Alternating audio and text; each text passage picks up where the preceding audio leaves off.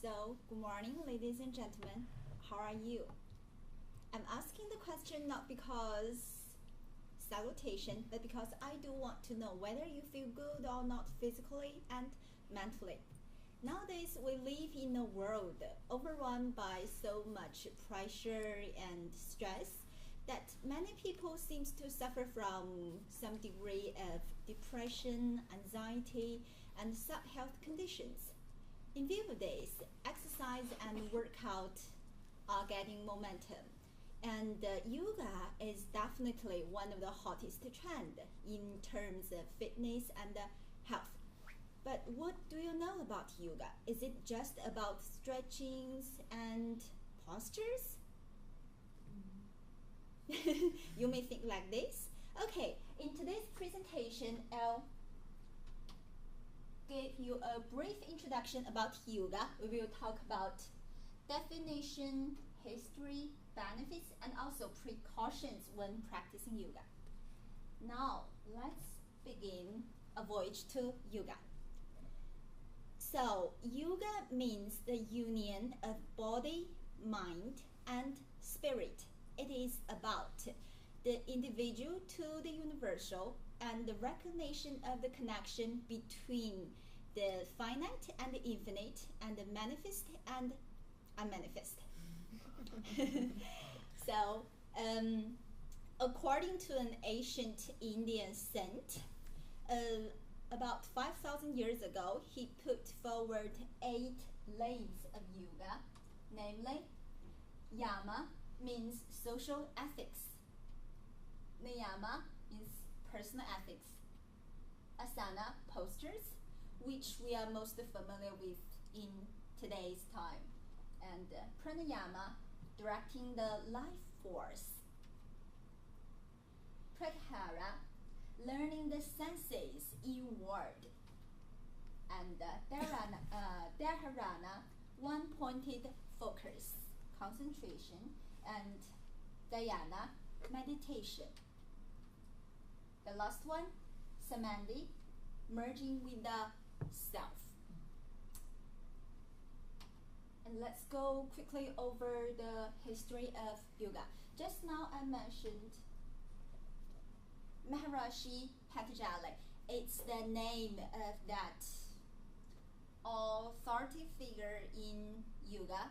And he put forward the concept of yoga 5,000 years ago.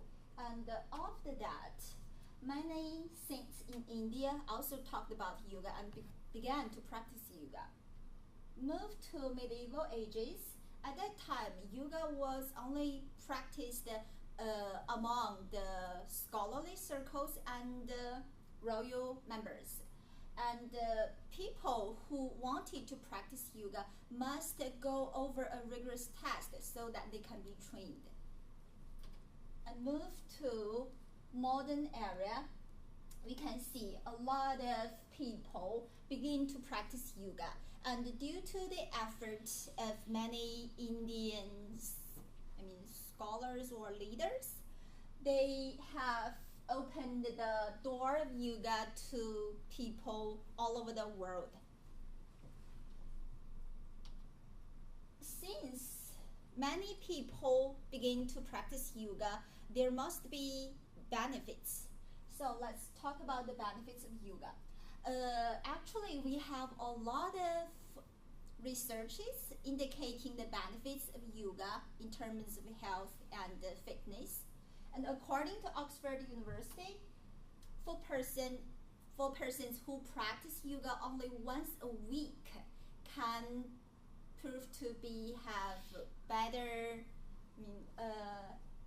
They can be less stressed and have lower blood pressure, and they can reduce stress compared with their non-yoga counterparts. And there's also significant evidence showing that yoga can help lose weight, including its ability to balance hormonal levels and burn the calories equivalent to other exercise routine.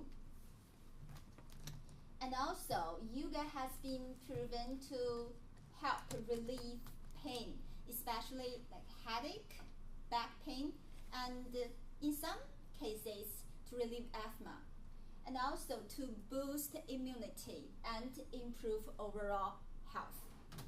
Since yoga has so many benefits, you may want to try yoga, but here are some precautions. First one, stop when uncomfortable. Yoga is best to be practiced under the guidance of a master or coach. But in case you want to practice it by yourself at home through videos or books, you should stop whenever you feel uncomfortable. And second, you should practice yoga in the early morning with your empty stomach or later in the day, 3 hours after your meals. 3. Rest during menstrual period. For female practitioners, take a rest during this special period because some postures and bendings are not suitable during this time. And number 4, relaxation is important. I've seen so many practitioners after the practice of yoga, they just go outside the yoga hall without this part, relaxation. But this is actually very important because the aim of yoga is help you to relax. You should not go outside the yoga hall and feel exhausted. Take this part, relaxation, to help you rejuvenate. And next point, practice slowly and rhythmically.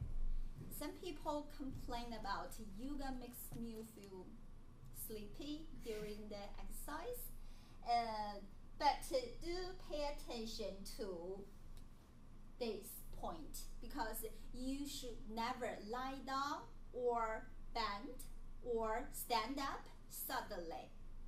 It may hurt your joints and you may feel dizzy.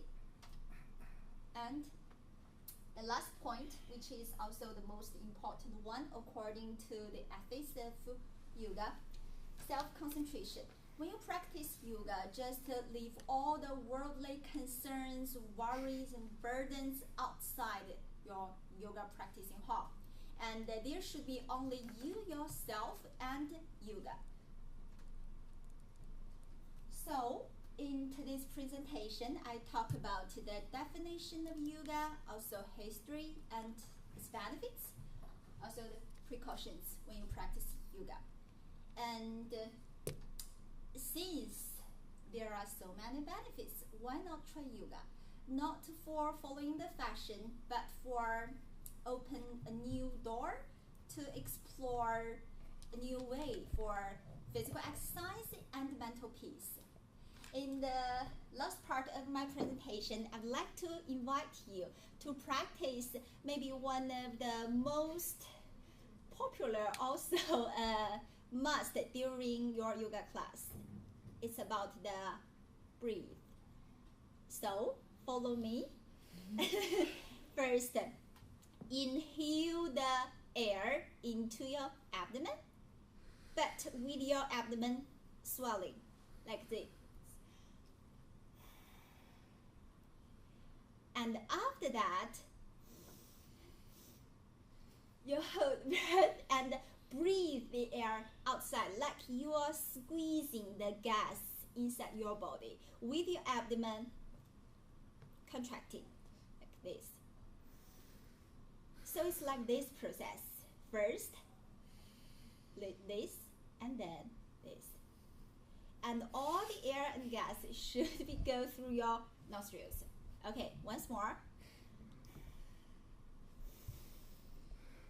Okay, thank you for your time, attention, and cooperation. If you have any questions, I'd be love to answer them.